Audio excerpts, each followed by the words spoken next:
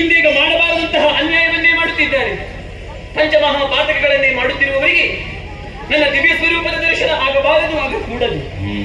ಅದಕ್ಕೆ ಬೇಕಾಗಿ ಪ್ರಣವ ಬೀಜಾಂತರ್ಗತಳಾದಂತಹ ನಾನೇ ಮೈ ಒಡೆದು ಸುಂದರ ಹೆಣ್ಣಿನ ರೂಪವನ್ನು ತಳೆದೆ. ಕೌಶಿಕಿ ಎನ್ನುವಂತಹ ಅಭಿಧಾನದಿಂದ ಈ ಕದಂಬವನದಲ್ಲಿ ನೆಲೆಗೊಳ್ಳಬೇಕಾಯಿತು. ದುರ್ಲಭ ಕಥಾ ಪ್ರಕರಣದಲ್ಲಿ ಸಾಧು ಸಜ್ಜನರಿಗೆ ಯಾವ ರೀತಿ ಕೊರತೆಯು ಉಂಟಾಗಬಾರದು ಎನ್ನುವಂತಹ ಉದ್ದೇಶದಿಂದ ತುಹಿನಗಿರಿಯ ತಪ್ಪಲನ್ನೇ ಇಳಿದು ಬಂದಂತಹ ಸ್ಥಳ. ಸೂರ್ಯರಶ್ಮಿ ಪ್ರವೇಶಿಸಕ್ಕೆ ಅಸಾಧ್ಯವಾದಂತಹ ಕಟ್ಟಾರಣ್ಯವಿದೆ. ಗಗನ ಚುಂಬಿತವಾಗಿ ಬೆಳೆದು ನಿಂತಿವೆ ಕದಂಬ ವೃಕ್ಷಗಳು.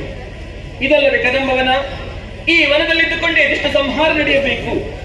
ಇಂತಹ ದುರ್ಗಮವಾದಂತಹ ಪ್ರದೇಶದಲ್ಲಿ ಹೆಣ್ಣಾದಂತಹ ನಾನಿದ್ದೇನೆ ಎನ್ನುವ ಹಾಗೆ ನನ್ನ ಇರವನ್ನು ಅರಿತವರಲ್ಲ ಆ ದುಷ್ಟರು. ಆದರೂ ಅವರಿಗೆ ಕೃತ್ಯ ಮುಖ್ಯವಾಗಿ ನಾನು ತೋರ್ಪಡಿಸಬೇಕಾಗುತ್ತದೆ. ಈ ವನವನ್ನೇನೋ ಪ್ರವೇಶ ಮಾಡಿದ್ದೇನೆ, ಆದರೆ ಜಗನ್ಮಾತೆ ಕುಳಿತುಕೊಳ್ಳೋದಕ್ಕೆ ಒಂದು ಯೋಗ್ಯವಾದಂತಹ ಸ್ಥಳ